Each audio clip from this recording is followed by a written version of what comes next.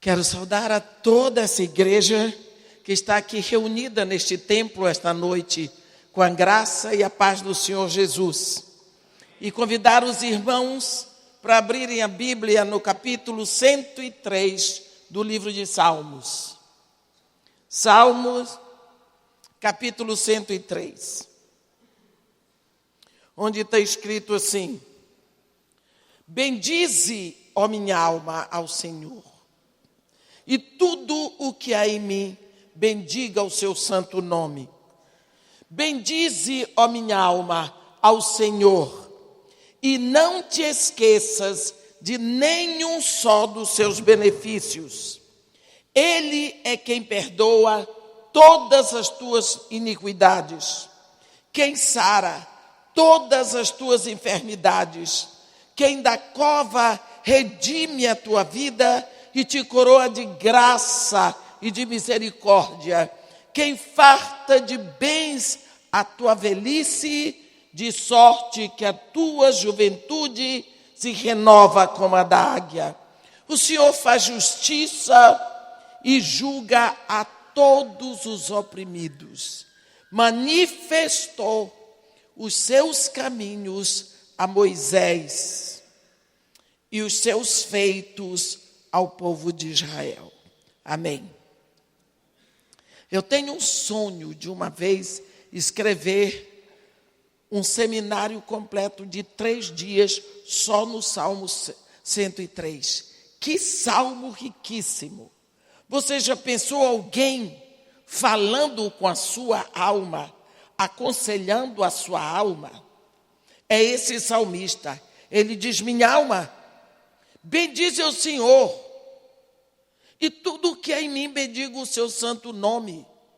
Minha alma, bendize o Senhor.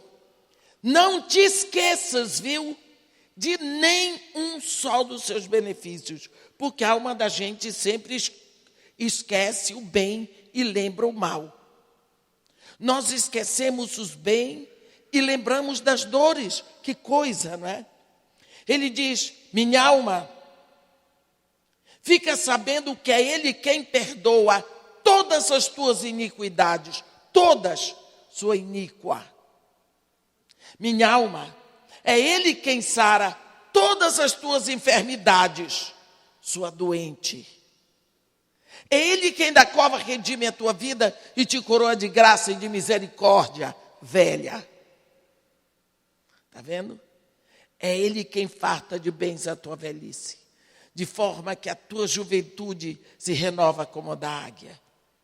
O Senhor faz justiça e julga os oprimidos. Mas hoje nós vamos ficar só com o versículo 7. Tá bom?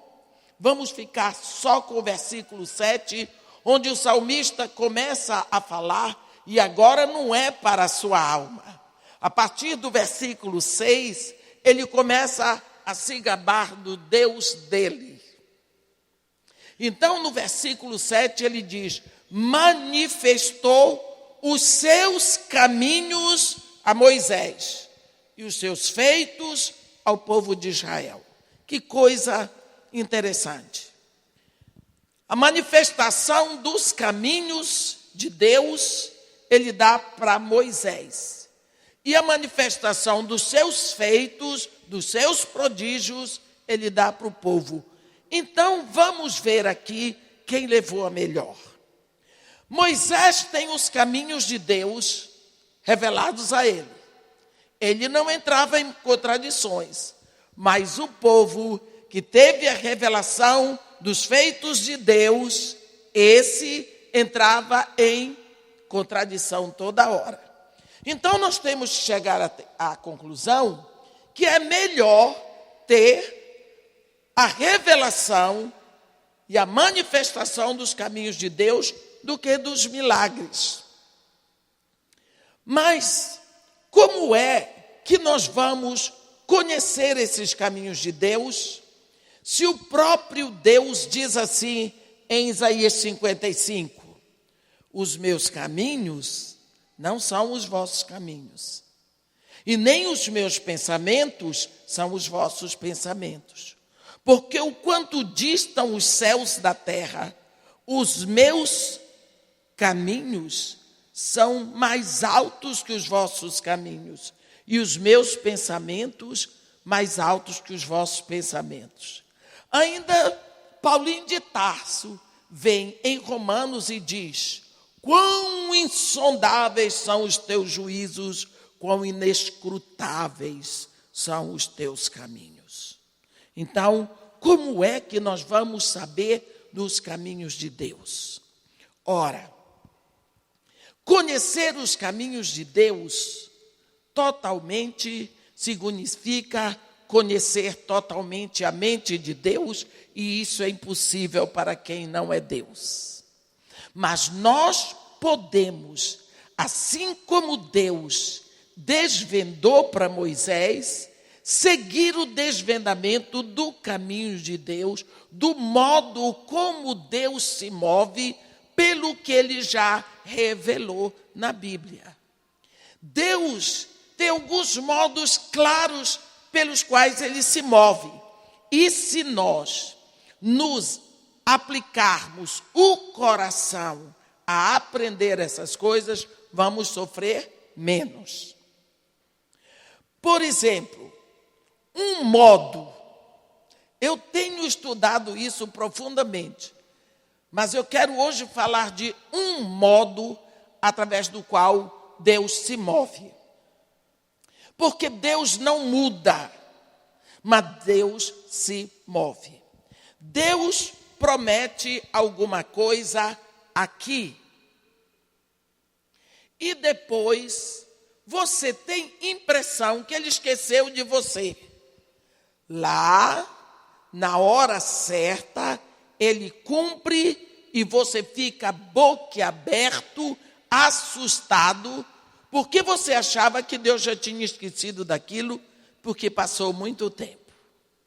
Então, nós precisamos saber que quando Deus promete, ele vai cumprir, mas o tempo é dele, porque Deus trabalha com plenitude de tempo.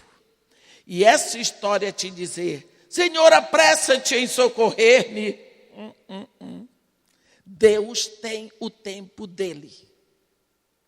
Isso cria uma confusão no coração da gente, mas não adianta. O eterno é assim e não vê por que mudar, porque ele é santo. Vamos dar alguns exemplozinhos que vocês conhecem, porque se eu dou exemplos que vocês já conhecem, é mais rápido para nos movermos e aproveitarmos melhor o tempo. Por exemplo, lá em Gênesis 12, que nós falamos ontem, Deus diz para Abraão, no momento em que a vida de Abraão estava uma maravilha, porque Terá, o pai dele, tinha morrido, e ele se torna o príncipe do trono semita. Abraão vira o homem, o responsável, o patriarca semita, quando Terá morre. Então, agora que ele está com tudo na mão, tudo do melhor, Deus diz para ele assim: Abraão, deixa a tua terra, tua parentela, a casa do teu pai, e vai para uma terra que te mostrarei. Farei de ti uma grande nação, engrandecerei o teu nome. Abençoarei os que te abençoarem, amaldiçoarei os que te amaldiçoarem. Em ti e na tua descendência serão benditas todas as famílias da terra. Abraão cometeu um erro, porque Deus disse: deixa a tua terra, a casa do teu pai e a tua parentela. Ele levou o sobrinho, mas tudo bem, levou e foi. Deus não disse qual era a terra, mas ele foi. Meus irmãos, eu morei na pátria de Abraão 3 anos, em Ur dos Caldeus, extremo sul do Iraque, fronteira com o Kuwait. Nós saímos de lá, 1h10 até Bagdad, e de Bagdad para o Cairo, 1h20, tudo de avião. Abraão sai a pé, com a mulher, o sobrinho, os rebanhos, armando e desarmando tendas no deserto de Abadã, e ele vai embora. a pé até chegar na Palestina. Quanto tempo vocês acham que ele gastou? Foi muito tempo. Mas Deus tinha dito para ele: vai para uma terra que eu te mostrarei. Ele não sabia qual era a terra. Se eu dissesse para você hoje eu tenho 10 milhões de reais para lhe dar, eu vou chamar nesse telefone que você tem aí. Você iria desligar o telefone? Você ia ficar pertinho, noite e dia. Então, Abraão sabia que uma hora Deus ia falar com ele para dizer: Abraão, a terra é tal. Mas ele não sabia quando. Então, na hora de dormir, eu acho. Não está escrito na Bíblia. Ele dizia assim: Senhor, agora eu vou dormir. Acordou, Senhor, acordei. Pode falar. E assim, a vida de Abraão foi anos e anos enfrentando tempestades, dificuldades pelo deserto. Mas um dia, ele chegou nos carvalhais de Manre, onde habitavam os cananeus. Quando ele chegou lá, Deus disse: Abraão, eis-me aqui, Senhor. É esta a terra que sob juramento eu dou a ti e a tua descendência para sempre. Anda esta terra no seu comprimento e na sua largura. Olha para o norte, para o sul, para o oriente e para o ocidente. Tudo que vês será teu. Enfim, Deus fala com Abraão. A promessa estava de pé. Mas a terra tinha fome. Ele foi para o Egito. E depois de muito sofrimento, muita coisa no Egito, depois ele volta. Ele está com 86 anos. E cadê o filho? Sara estava com 77. Era claro que Sara era estéril. Mas Deus tinha dito: em ti e na tua descendência serão benditas todas as famílias da terra. Cadê a descendência? Quando ele volta do Egito, já com 86 anos, a esposa com 77, estéril, então, Deus vai falar com Abraão. E quando ele fala com Abraão, é uma coisa linda.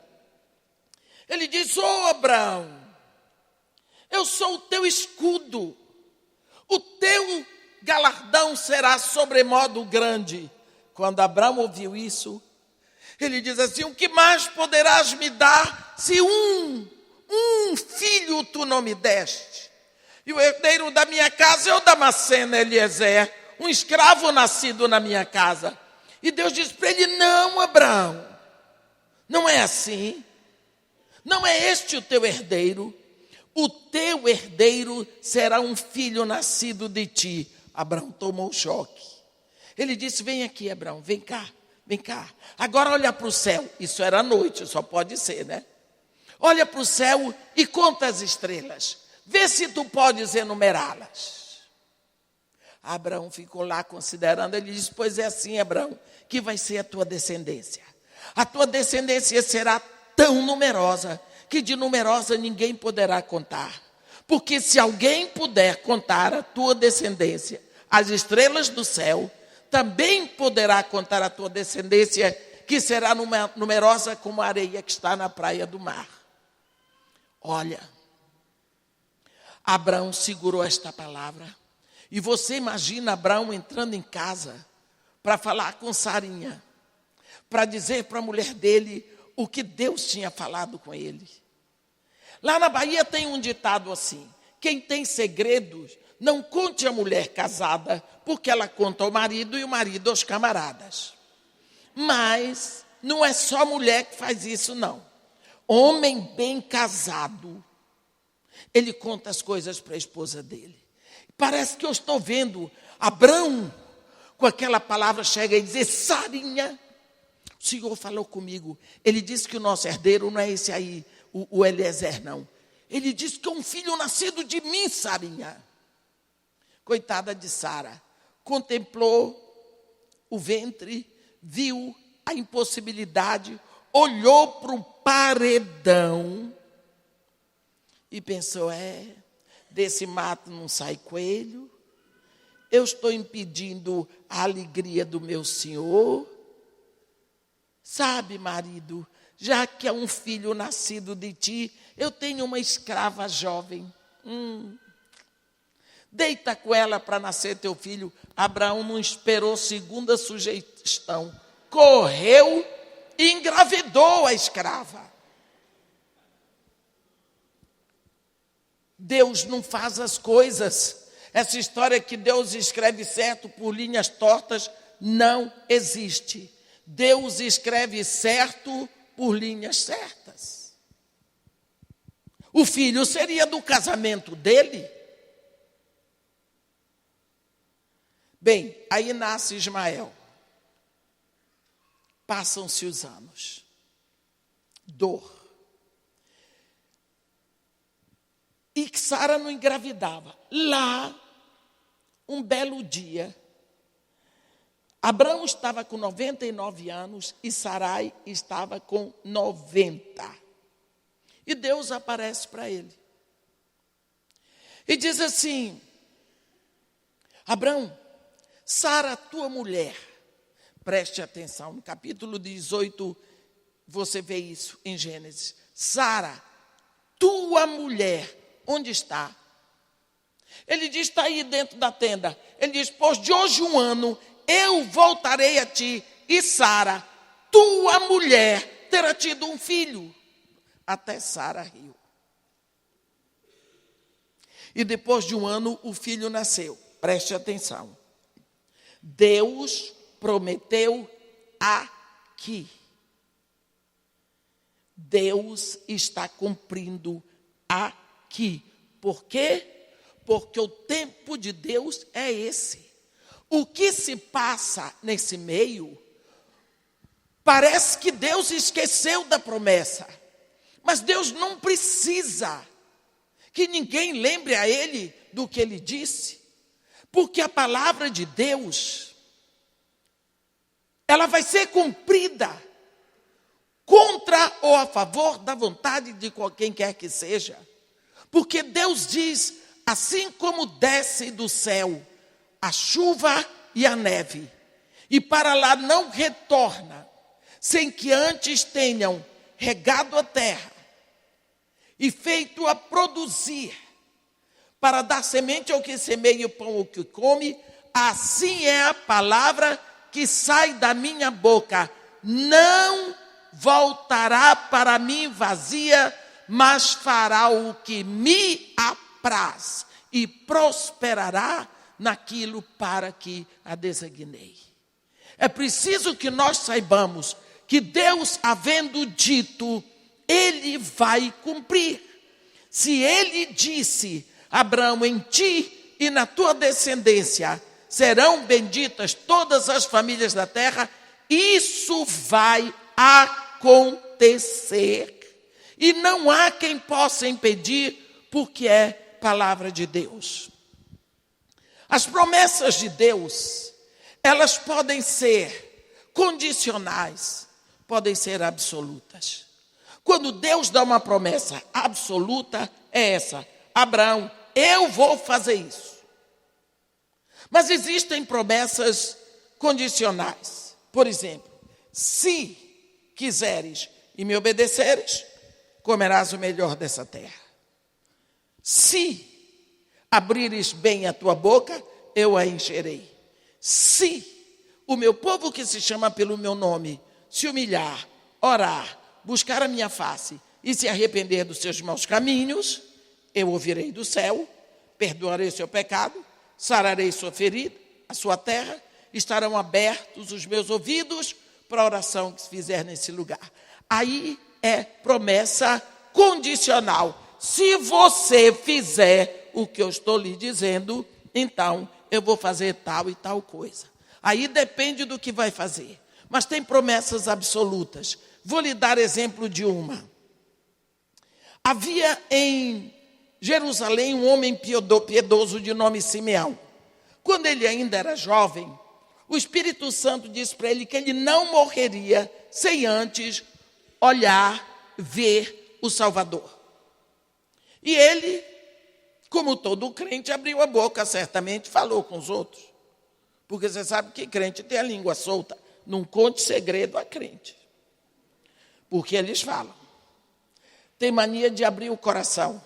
E aí, às vezes, vira uma fofoca na igreja. Você imagina Simeão dizendo para os outros: eu não vou morrer, porque o Senhor me falou que eu vou ver o Salvador. Aí, você sabe como é crente. Ficou, e aí, Simeão, você já viu? E aí, como é, Simeão? Como é esse negócio?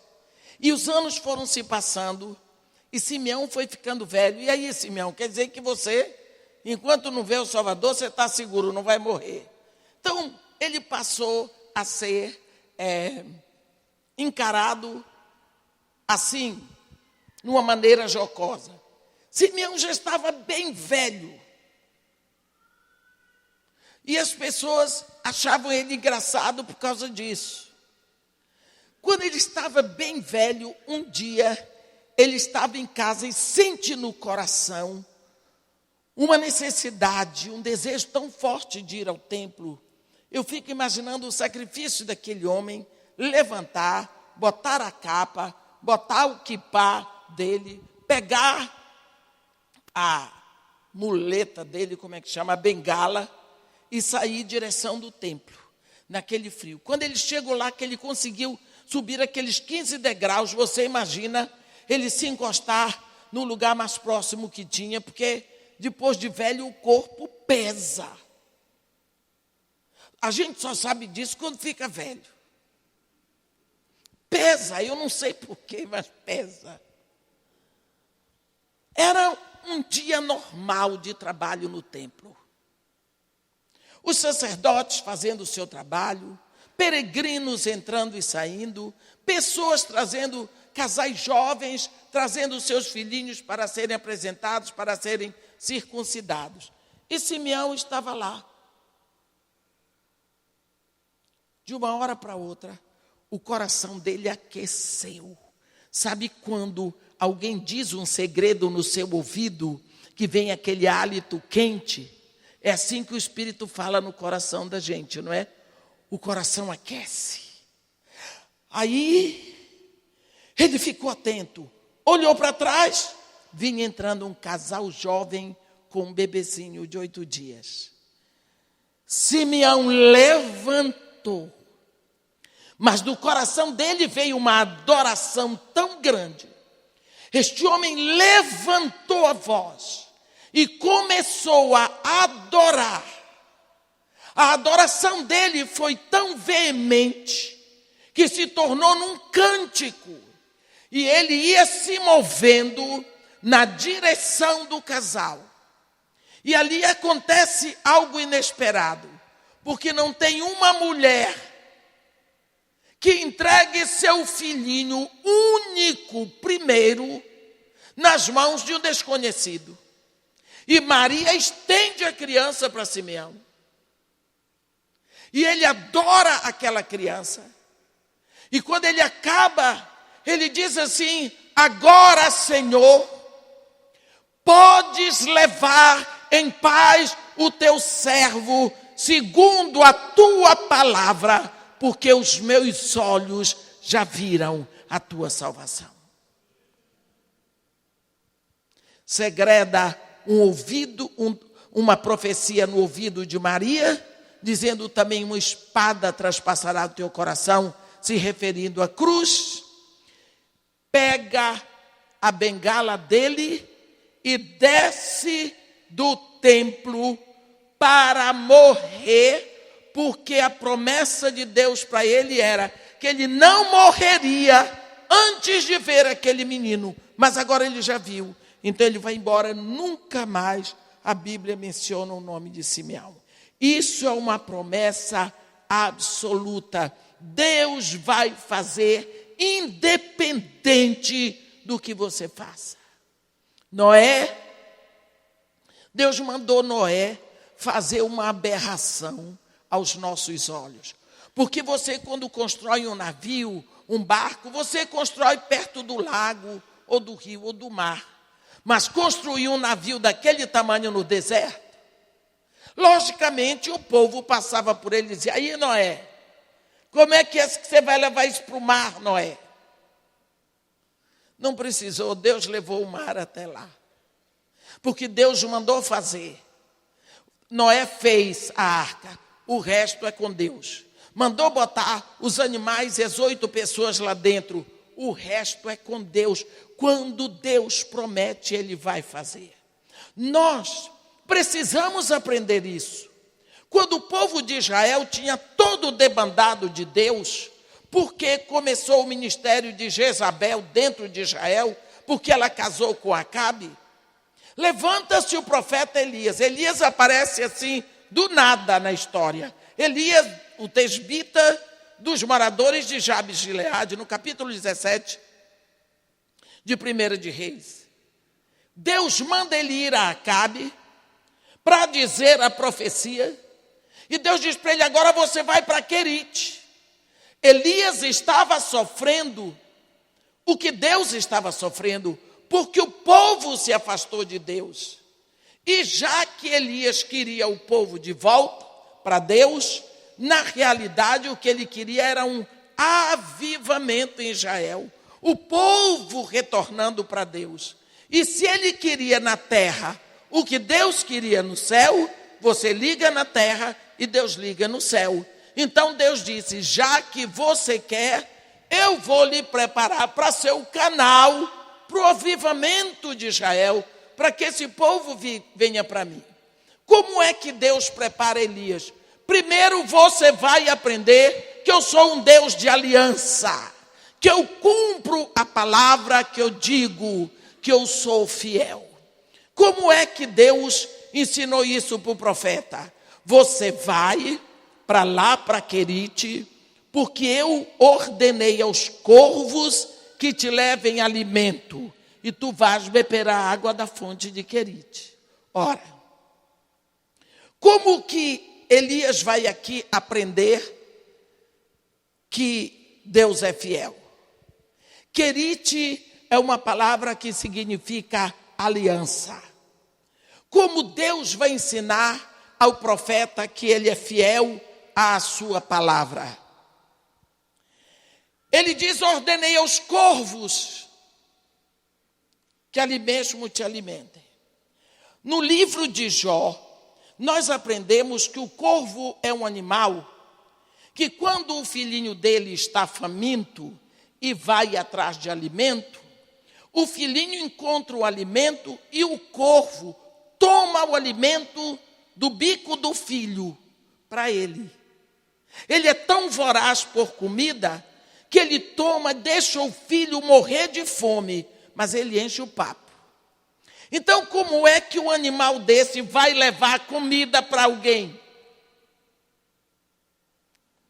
Quando o corvo chegava de manhã, com pão e carne, que entregava para o profeta dizia: só Deus. Quando Deus ordena, até corvo entrega comida. E isso aconteceu mais de um ano, todos os dias de manhã e de tardinha. Então o profeta aprendeu que Deus é fiel à sua palavra. E quando ele diz, até corvo obedece. Primeiro ele foi aprender que Deus é fiel à sua palavra. Passou um ano e pouco, secou a fonte de Querite, porque não chovia sobre a terra. E Deus diz para ele: vai para Sarepta, que se encontra em Sidom, porque ordenei uma viúva que te alimente. Agora ele vai para Sidom. Sidom, Sarepta. Sarepta é o nome de uma panela onde se coloca o metal para ser dissolvido, para que seja separada a impureza do metal. Então é lugar de santificação, de purificação. Então são esses os 2 estágios do ensino, do aprendizado do profeta em 3 anos, para que ele volte para ser um canal de avivamento. Hoje todo mundo quer avivamento, mas quer avivamento num hotel 5 estrelas, indo de avião de primeira classe, com bolso cheio de dinheiro e muito mundanismo na vida. Não dá, meus irmãos. O avivamento, quem aviva a obra é Deus, não somos nós. O pessoal acha que avivar é fazer uma porção de barulho. Lata, quanto mais vazia, mais barulho faz. Fazer barulho não é avivamento. Avivamento vem com quebrantamento, com arrependimento, com busca de vida santa e tudo mais. Então, palavra de Deus é de Deus. Ela será cumprida de acordo com o poder de Deus. Tem um momento na vida do profeta Ezequiel, no capítulo 37, que ele diz assim: veio sobre mim, quer dizer, veio de cima, a mão do Senhor. É tão lindo esse capítulo, ele diz: ele me tomou e me levou e me deixou no meio de um vale que estava cheio de ossos. Que visão horrível que o profeta deve ter tido. Porque não eram ossinhos, não. Eram caveiras. Às vezes a gente acha que andar com Deus é uma coisa maravilhosa. Quer? Vai ficar. Por que será que todas as vezes que aparece um anjo, ele diz logo para a pessoa, não temas? É porque a visão é lá. Não é? Tem gente que cai, fica de 4. Por quê? Não temas, porque é visão espiritual. Pense bem que Deus pega o profeta, leva e deixa no meio de um vale que estava cheio de ossos. Caveiras. Quanto tempo Deus deixou o profeta ali, eu não sei. E Deus não falou nada até agora. Até agora Deus não disse uma palavra. E quando Deus não fala, se prepare que vem chumbo grosso.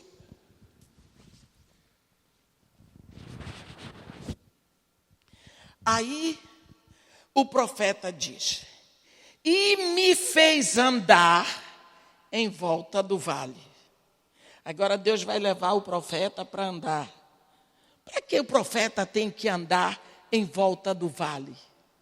Para tomar conhecimento, para ver, para analisar, para chegar a uma conclusão. Sabe qual foi a conclusão que o profeta chegou? Não tem jeito.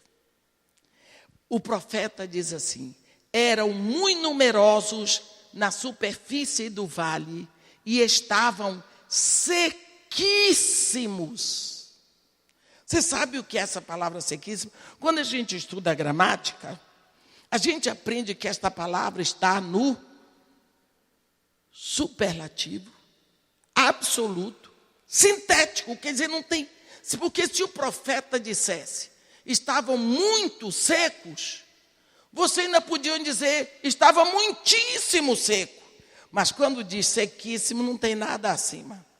Então, no coração do profeta, foi assim, não tem jeito, que nem Sara, daqui não tem jeito.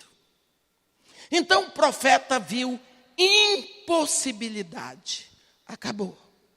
Quando o profeta chegou a essa conclusão, não disse nada. Foi no coração dele. Então aqui você vai ver Deus falar pela primeira vez. Deus vai fazer uma pergunta para o profeta assim: filho do homem, poderão acaso reviver esses ossos? Olhe bem. Duas coisas. Primeiro, quando Deus faz pergunta. Quando eu faço uma pergunta, eu faço porque eu não sei a resposta. Mas quando Deus faz pergunta, ai, Deus sabe todas as respostas. Quando Deus faz pergunta, Ele quer que você se pergunte. Por exemplo, a quarta pergunta que Deus faz no Éden, Ele faz para Caim: por que estás irado, Caim? Olha, se Caim tivesse pensado, é mesmo, por que é que eu estou irado? Por que tanta ira no meu coração? Por que tanta raiva do meu irmão? Meu irmão não fez nada contra mim. O que é isso que eu estou sentindo? Se ele tivesse se perguntado, talvez ele não tivesse entrado para a história da humanidade como o primeiro homicida, na realidade um fratricida. Mas ele não se perguntou. Aqui Deus pergunta para o profeta: filho do homem, acaso poderão reviver esses ossos? Ele está falando de ressurreição. E o profeta, maroto, porque quando a gente começa a andar com Deus, a gente começa a ver que quando as coisas não estão bem como a gente quer, porque Deus não está querendo aquilo, nós aprendemos a ter cuidado. Porque o Todo-Poderoso não fala esse tanto que o povo diz por aí, não, viu? Então nós precisamos afinar o nosso ouvido. Então o profeta maroto diz assim: Senhor, tu sabes, quer dizer, eu não sei de nada. Mas ele já tinha chegado à conclusão lá no coração que estavam sequíssimos. E Deus diz para ele: profetiza. Se tu queres saber se os ossos secos ressuscitam, profetiza. Coitado do profeta.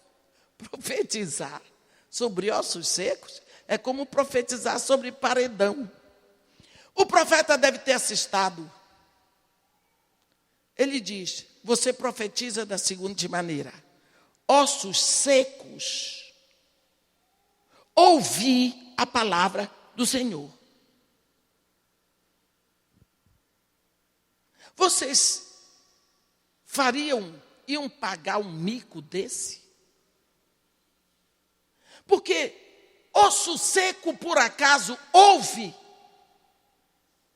Eu vou dizer uma coisa para vocês. Se for a palavra de Deus, os ossos secos ouvem. Os montes saem do lugar. Por quê? Porque a palavra de Deus é viva e eficaz. Ela tem poder em si para não retornar vazia. Esse é o grande problema da igreja hoje. É que a igreja hoje está pregando muita abobrinha, mas a palavra de Deus, escrita na Bíblia, tem sido evitada porque não dá ibope. Então, os ossos secos continuam secos, se dissolvendo, porque ninguém mais ouve a palavra de Deus. Primeira atitude de Jezabel, sacerdotisa de Astarote, foi matar os profetas. Por quê? Matando o profeta não tem quem pregue a palavra. E se o povo não ouve a palavra de Deus, eles morrem. E só tem um jeito de calar a boca de profeta, é matando. Então ela mandou matar. Nós temos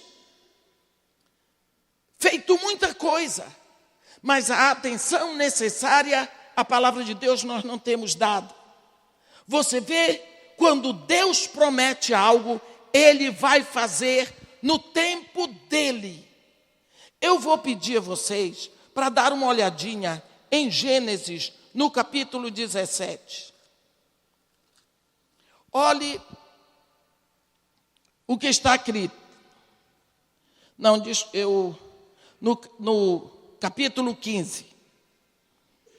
Gênesis, no capítulo 15, no versículo 13, está escrito assim: então lhe foi dito, Deus falando com Abraão agora, sabe, com certeza que a tua descendência será peregrina em terra alheia e será reduzida à escravidão e será afligida por 400 anos. Mas coitadinho de Abraão, é Deus que está falando. Mas também eu julgarei a gente aqui que tem que sujeitar-se. E depois sairão com grandes riquezas. E tu irás para os teus pais em paz. Serás sepultado em ditosa velhice.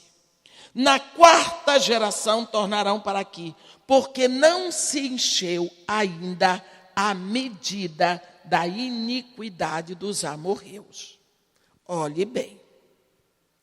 Esse Deus bom, misericordioso, clemente, longânimo, grande em misericórdia e fidelidade, Ele está falando com o grande amigo dele, Abraão.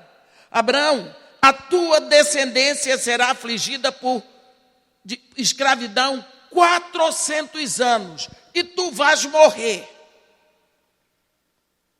Essas notícias que nós não queremos receber, Deus está dando para o seu amigo Abraão. Mas está dizendo 400 anos. Depois de 400 anos, eu trarei a tua descendência para esta terra. Eles virão com muitas riquezas. Por quê? Porque são necessários, Abraão, 400 anos. Nesses 400 anos, os amorreus vão estar aqui nessa terra, pecando, mas tendo a oportunidade de parar de pecar. Os egípcios vão estar afligindo, com a chance de parar. E o teu povo vai estar sofrendo, com a chance de clamar a mim. Eu tenho que dar oportunidade, Deus está dizendo, a todos. Porque sou eu que criei a cada uma dessas pessoas no ventre da sua mãe. Às vezes nós achamos que o macumbeiro não foi Deus que criou, que a prostituta não foi Deus que criou, que o assassino em série não foi. Deus é que cria cada homem, cada mulher no ventre da sua mãe. Cada um. Porque Deus, o nosso Deus, é o único que é Jeová Elohim, aquele que tem em si todo o poder da criação. Então, Deus dá oportunidade para todos e não quer que ninguém se perca. No final dos 400 anos, eu os trarei para cá. Não foi isso que aconteceu? Quando foi se aproximando os 400 anos. Deu 420 anos e Deus, o diabo, sabendo, botou no coração de Faraó, mata tudo quanto é menino judeu que nascer. Porque é nessa turma de meninos que vai nascer aquele que vai tirar esse povo daqui. Tu vai ficar sem escravo. Faraó saiu matando tudo quanto era menino que nascia, mas o único que ele devia ter mandado matar foi criado no colo dele. Está vendo? Com 40 anos, faltavam agora 40 anos, eram 460 anos que Deus tinha dado essa promessa a Abraão. Faltam 40 anos para se completar os 400 anos. Sabe como é que Deus trabalha? Como se ele fosse o regente de uma orquestra. Se você presta atenção ao regente, ele rege a orquestra dele de costa para o público, de costa para a plateia. Quando ele acaba de reger, aí ele faz assim. Ele vira de frente. Se você gostou, não tem problema. Ele regeu a orquestra dele como ele tinha que reger. E Deus, ele vai regendo a orquestra dele e ele vai chegando nos movimentos. Tem um adágio dele que a gente se cansa e diz, Deus esqueceu de mim. Deus não esquece. Não é? Então agora os tambores de Deus vão rufando, caminhando para o presto, um movimento mais acelerado. E quando chega, faltam 40 anos, Moisés, louco de amor pelo povo hebreu, conhecedor da história do seu povo, viu um egípcio maltratando um judeu, foi lá, matou o egípcio, teve que fugir do Egito. Então ele fez o êxodo das riquezas, do palácio, daquela vida e foi para o deserto. Para fazer o que no deserto? Estágio. Ele foi estagiar 40 anos no deserto, cuidando de um rebanho que não era dele.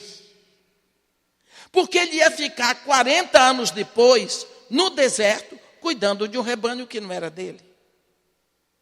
Então ele fica.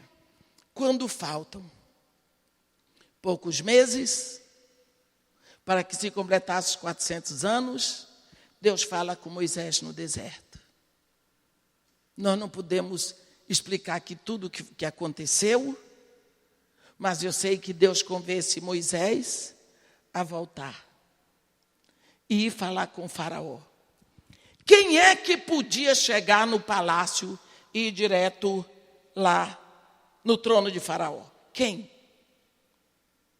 Se Moisés não fosse um príncipe egípcio, se Moisés não tivesse sido criado no colo de Faraó, se Moisés não fosse primo do Faraó que estava no trono, porque ele era filho de criação da tia do Faraó que estava no trono, como é que ele ia entrar para ir no trono? Quando viram que era Moisés, fedendo a ovelha, todo empoeirado, queimado do sol do deserto, iam dizer, um pastor enlouquecido. Quando viram que era Moisés, os portões se abriram e ele chegou lá, diante do trono. Você está vendo que Deus não escreve certos por linhas tortas, não. Era a hora disso. E chega lá com uma história esquisita, porque ele ficou gago. E Deus disse para ele, é você que vai, vou lhe dar um tradutor aí, uma boca. A boca era um. Você pense a cena. Pior do que um gago é um gago com intérprete. Pensa os dois lá diante do faraó. Moisés, e Arão dizendo, ele está dizendo que Deus mandou dizer. Uma coisa mais ou menos assim, que eu não sei, mas eu tenho essa mania de ficar querendo saber. Na hora certa, Deus faz o que tem que fazer e tira o seu povo do Egito como tinha marcado. Deus trabalha com plenitude de tempo.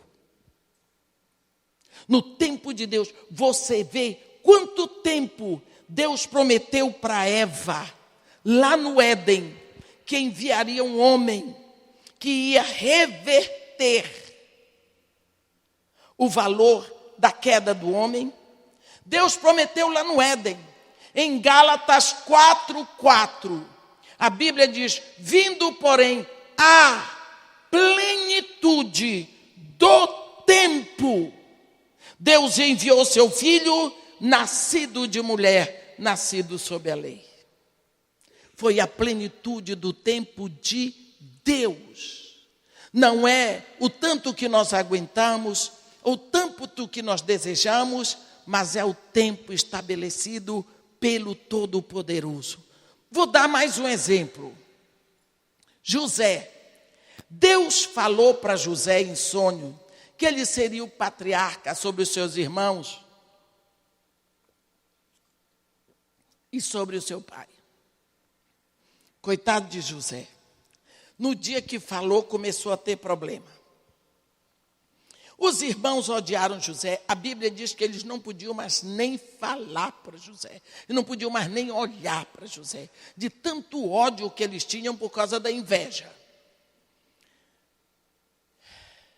José tentaram matá-lo. Venderam-no como escravo para os ismaelitas, que o levaram para o mercado escravagista do Cairo. E ele foi ali vendido, aliás, ele foi comprado. Obrigada. Ele foi comprado por um oficial da casa de Faraó, Potifar. Na casa de Potifar, ele foi um menino que brilhou. Mas Potifar tinha uma mulher que era tarada. E ela resolveu que ela tinha que desvirtuar o rapaz. Eu acho lindo que a Bíblia diz que José correu. A mulher ficou com a roupa dele. E ele diz, eu não posso. Ele não diz, eu não quero. Ele diz, eu não posso. Eu aprendi que homem que é macho corre da mulher que não é dele. Porque se ele ficar, ele cai. E ser macho não é cair. Ser macho é saber correr do que não é dele. Eu acho linda essa atitude. Isso vai trazer um problema seríssimo para José, que vai parar no cárcere. E o cárcere daquela época não era como o cárcere de hoje. Ninguém tinha direito a advogado, não haviam direitos humanos. E eu fico imaginando o tanto que José sofreu ali. Naquela época, Israel não era uma nação. Israel era só um povinho.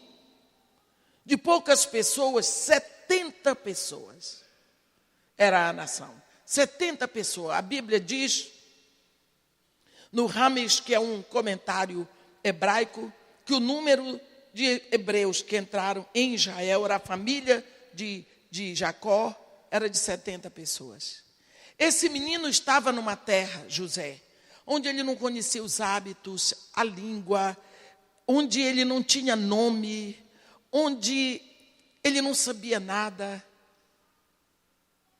A saudade que esse menino tinha de casa, a solidão em que ele vivia, o maltrato, o desprezo, era horrível. Quantas vezes José pensou, aquilo não foi um sonho, foi um pesadelo. Quem sabe é uma coisa do diabo, porque desde o dia que ele teve aquele sonho, a vida dele piorou.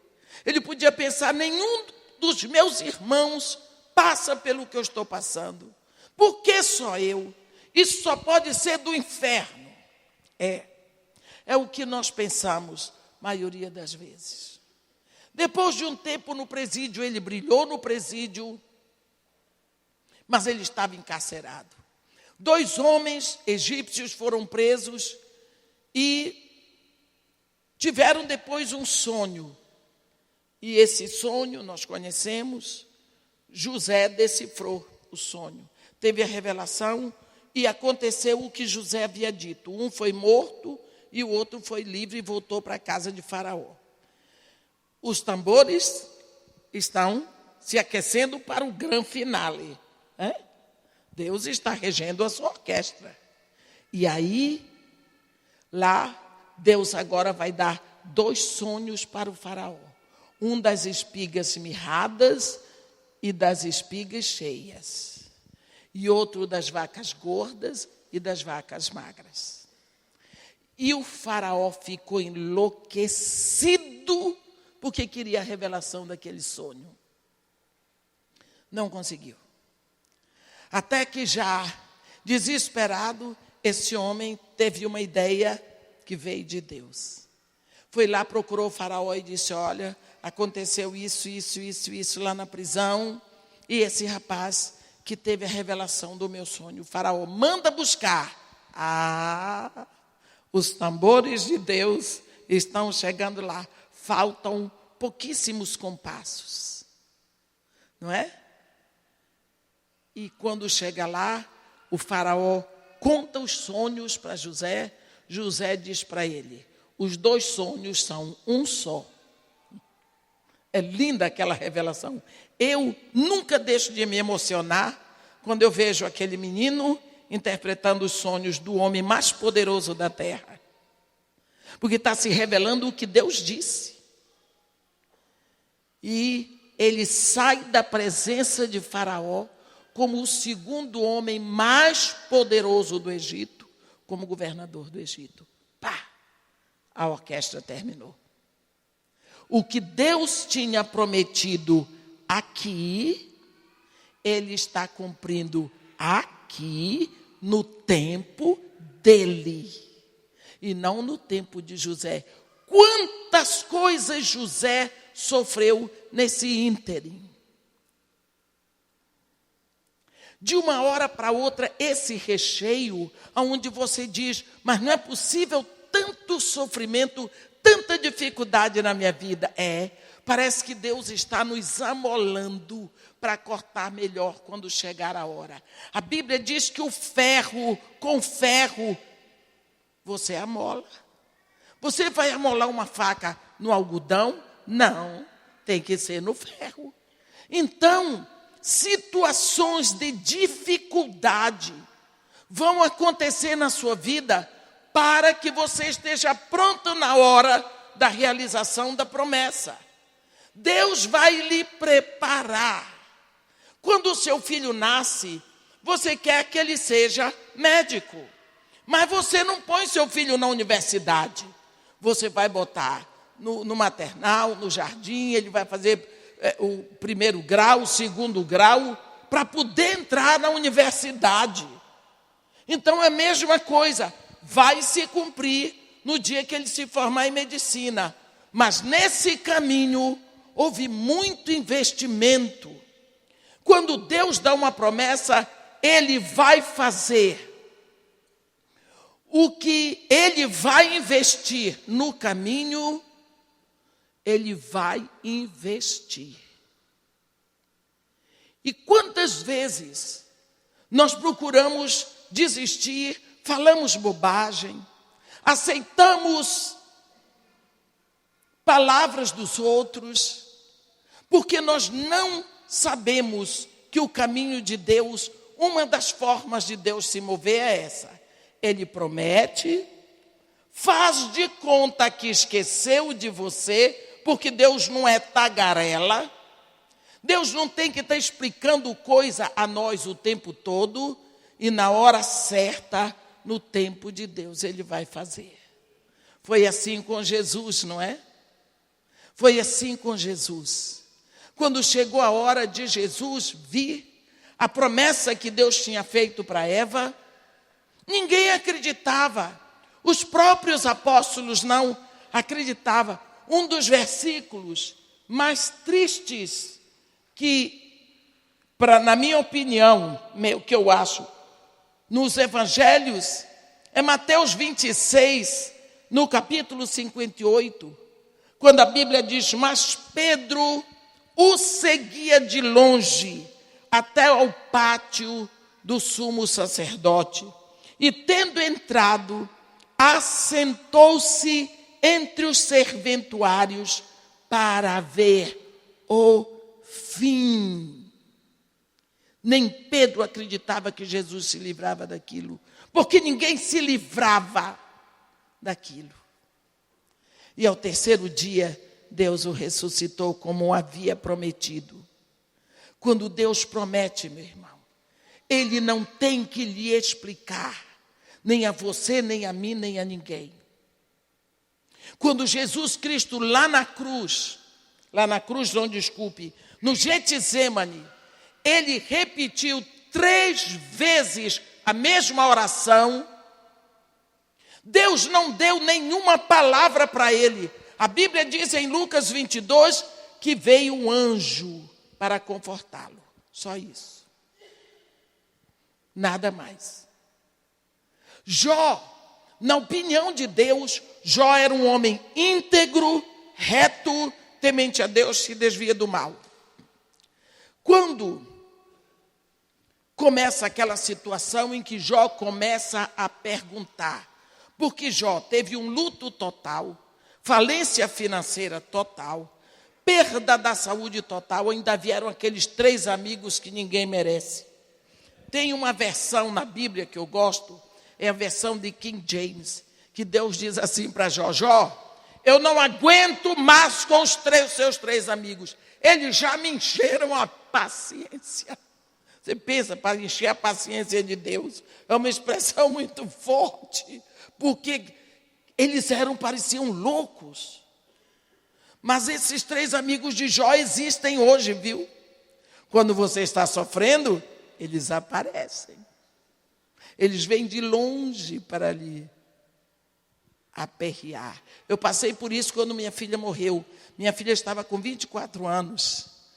Meu marido morreu em setembro de 90. Em setembro de 91, minha filha morreu. Aí vinham os amigos de Jó. Tem alguma coisa errada com você. Porque só pode, não é possível, tanta coisa acontecer logo que você começa a pregação da palavra. Mas era só coisa desse tipo, eram os amigos de Jó. Jó começa a fazer perguntas a Deus, não é? E Jó vai perguntando e perguntando e perguntando e perguntando. No capítulo 38 de Jó, é como se Deus virasse a mesa com Jó e dissesse, chega Jó, você já perguntou demais, agora eu vou perguntar e eu quero ver você responder. Aí começa um momento que não dá para você parar, não é? No capítulo 38 de Jó, não tem condição de você parar a leitura. Isso é onde você estava. Quando eu lançava os fundamentos da terra. Quando as estrelas da alva alegremente cantavam e rejubilavam todos os filhos de Deus. E Deus vai fazendo pergunta para Jó. E você tem a impressão que Jó ficou assim.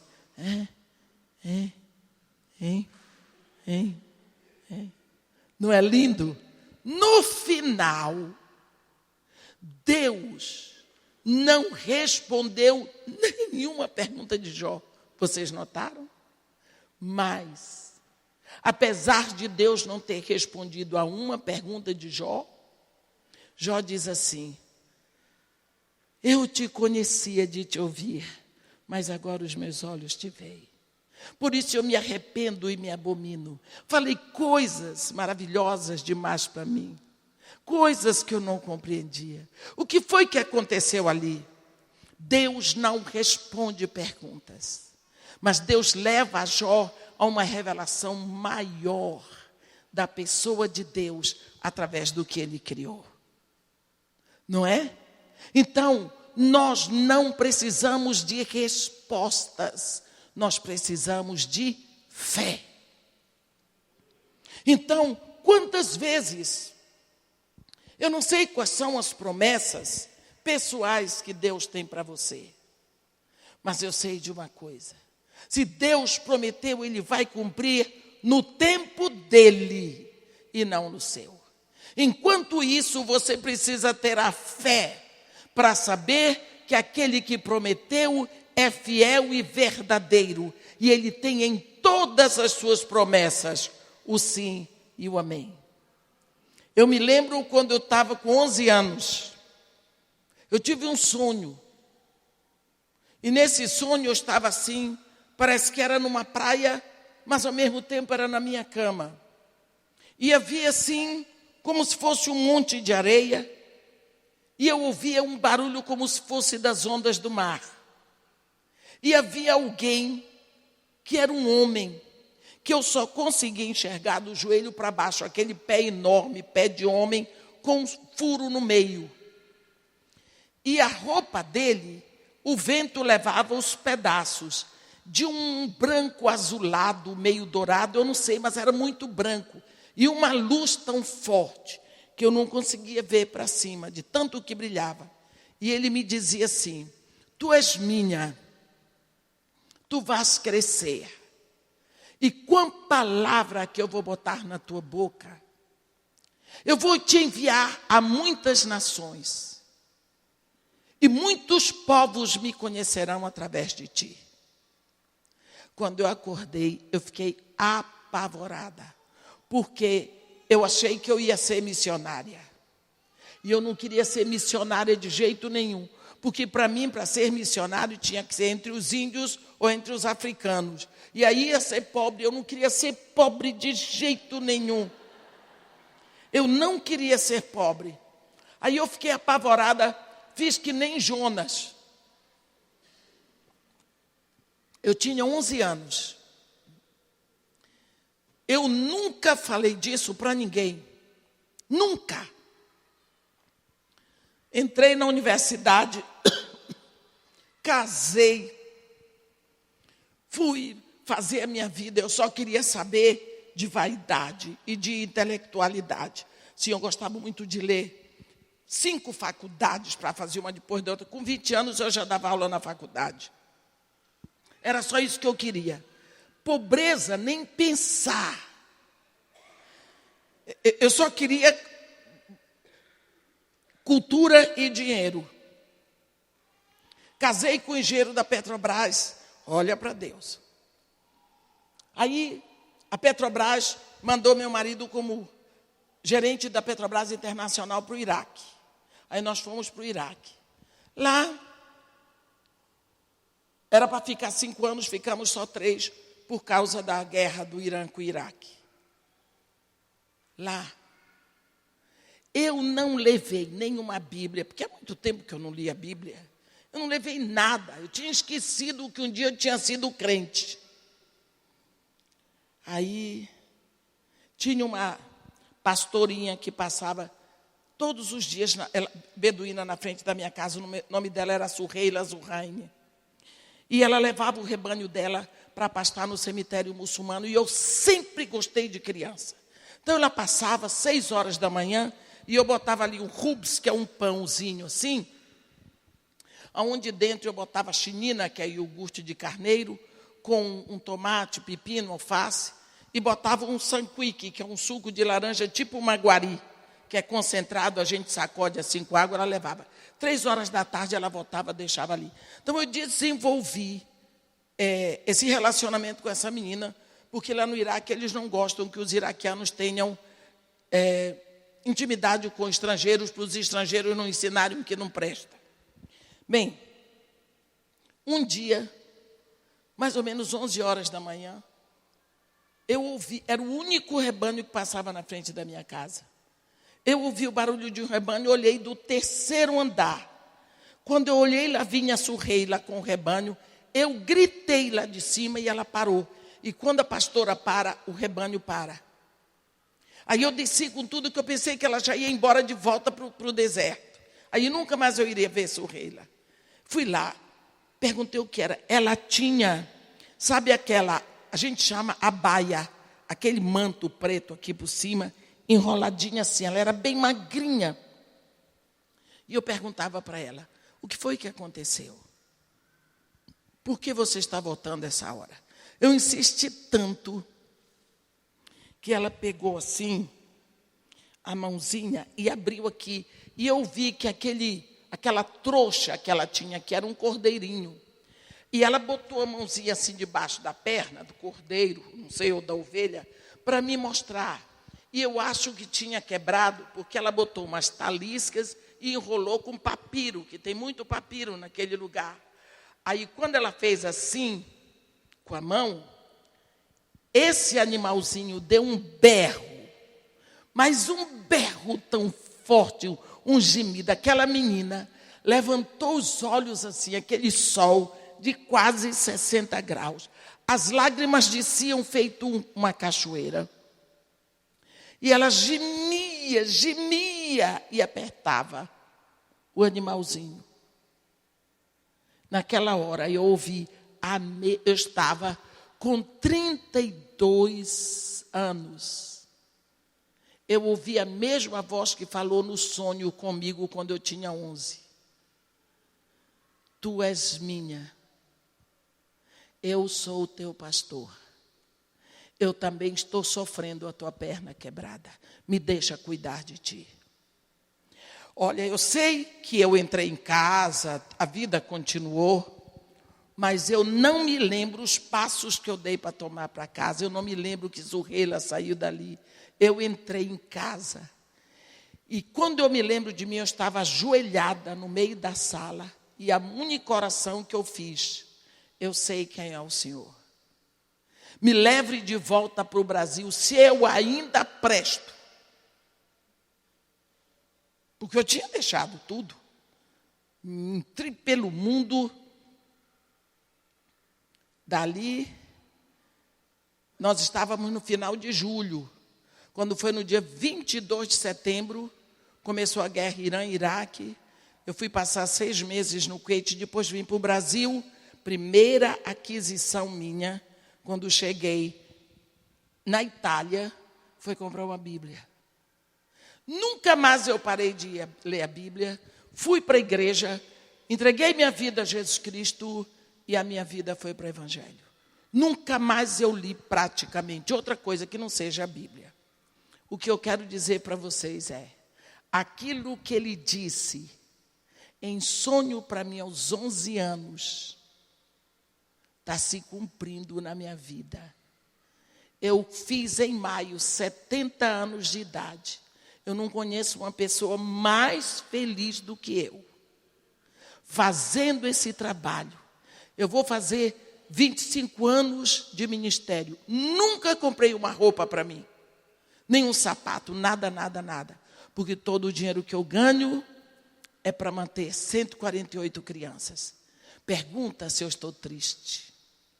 Não.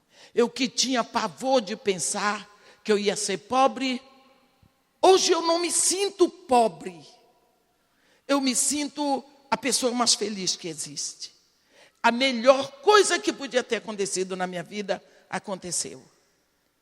Tudo que Deus tinha que fazer para mim, Ele já fez lá no Calvário. Está tudo pronto.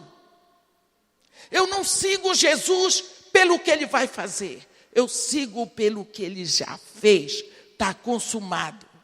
O que eu quero dizer para você, meu irmão, é que você procure ver o caminho de Deus na sua vida. Deus lhe colocou no ventre de uma mulher. Não foi seu pai que lhe fez. Porque seu pai seguramente não sabe fazer um microfone. Pergunte para sua mãe se ela é viva.